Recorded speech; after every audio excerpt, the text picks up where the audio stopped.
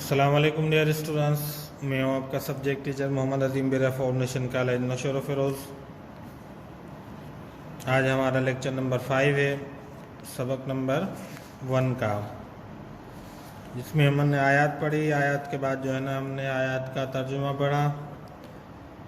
आज का हमारा जो लेक्चर है वो पेज नंबर 16 पे जो आपके सवाल जवाब हैं। आपको लास्ट टाइम होमवर्क दिया था 1 और 2 सवाल नंबर, सवाल अव्वल और सवाल सानी।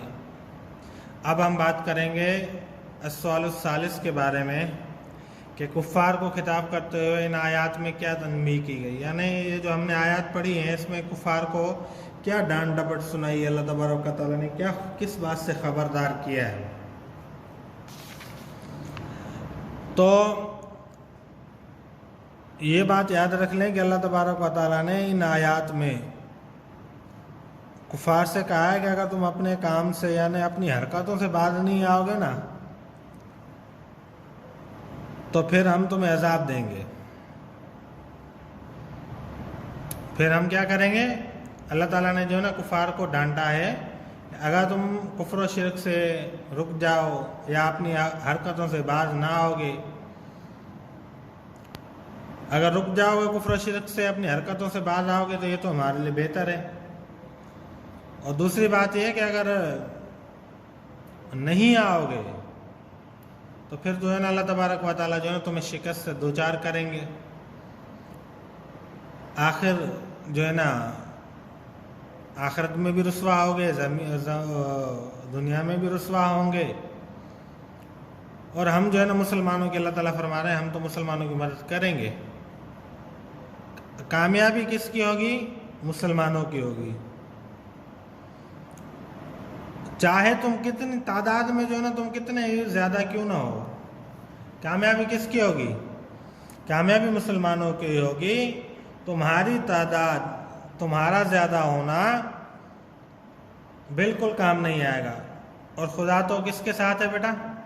खुदा मोमिनों के साथ है, ईमान वालों के साथ है। इन्नल्लाह मअस्साबिरीन, सब्र वालों के साथ है अल्लाह रब्बुल इज़्ज़त। तो सवाल नंबर 3 में कुफ़ार को खिताब करते हुए ये तंबीह की गई है कि अगर तुम कुफ्र और शिरक से बाज रहोगे तो तुम्हारा फ़ायदा है, और अपनी हरकतों से बाज रहोगे तो तुम्हारा फ़ायदा है। अगर तुम हरकतों से बाज नहीं रहोगे तो हम तो मुसलमानों के साथ ही हैं, और जो है ना मुसलमानों को हम फतह देंगे, मुसलमान जो है ना कामयाब होंगे, तुम्हारे साथ जंग होगी तो फिर तुम्हें मुशक्क़त उठानी पड़ेगी। और तुम चाहे तादाद में कितने ही ज़्यादा क्यों ना हो। ये क्यों कहा गया? क्योंकि जंग बदर में मुसलमानों की तादाद कम थी, कुफ़ार बहुत ज़्यादा थे। यानी मुसलमान से 313 और कुफ़ार थे 1000, तकरीबन 1000 का लश्कर था। तो कितना फ़र्क था। फिर भी अल्लाह रब्बुल इज़्ज़त ने उनकी कसरत को शिकस्त दिलवा दी मुसलमानों के हाथों से। तो अल्लाह की मदद और नुसरत मुसलमानों के साथ है। अगर तुम बाज आ जाओगे तो तुम्हारा फ़ायदा है। समझ में आ गई बात? ये सवाल नंबर 3 समझ में आ गया। अब आते हैं अस्सुआलुर्राबि', मुंदरजा झैल इबारात का मफ़हूम। इबारत यानी आयात समझ लें, आयात के जो ना टुकड़े समझ लें। अब यहाँ पे अलिफ है, या अय्युहल्लज़ीना आमनू औज़ु बिल्लाहि मिनश शैतानिर रजीम बिस्मिल्लाहिर रहमानिर रहीम। अब ये 3 आयतें हैं। इन 3 आयतों में पहली आयत का मतलब पहले हम उसकी तिलावत कर लेते हैं। औज़ु बिल्लाहि मिनश शैतानिर रजीम, या अय्युहल्लज़ीना आमनू इज़ा लक़ीतुमुल्लज़ीना कफ़रू ज़हफ़न फ़ला तुवल्लूहुमुल अदबार। अब इसका तर्जुमा कि ए अहले ईमान, जब मैदान जंग में कुफ़ार से तुम्हारा मुकाबला हो तो उनसे पीठ न फेरना। समझ में आ गई बात कि ईमान वालों को कहा जा रहा है कि कुफ़ार से जंग में तुम्हारा आमना सामना हो तो पीठ नहीं फेरना। दूसरी बात, वमा रमैत इज़ रमैत वलाकिन्नल्लाह रमा। और ए मोहम्मद, सल्लल्लाहु अलैहि वसल्लम जिस वक़्त तुमने कनकरियाँ फेंकी थी तो वो तुमने नहीं फेंकी थी बल्कि अल्लाह ने फेंकी थी। इस मौके पर रसूलुल्लाह सल्लल्लाहु अलैहि वसल्लम मुट्ठी भर के जो है ना कनकरियाँ कुफार की जानिब फेंकी थी।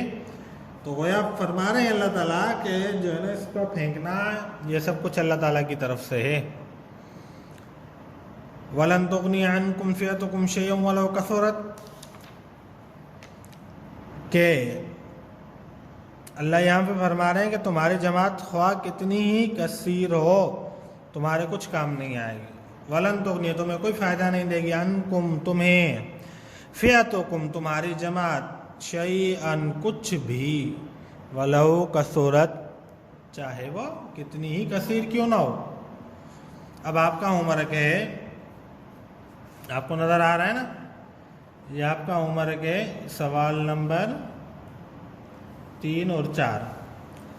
इसको भी आपने जो समझा है वो लिख कर जो है ना वो करेंगे और इसका तर्जुमा भी याद करके लिख के जो है ना आप दिखाएंगे इंशाल्लाह अगले लेक्चर में। और दर्सुल अव्वल जिम में जो है ना हम दोबारा आगे मज़ीद जो है ना इन आयत को जो है ना पढ़ेंगे और मज़ीद दूसरी आयत का लेसन शुरू करेंगे।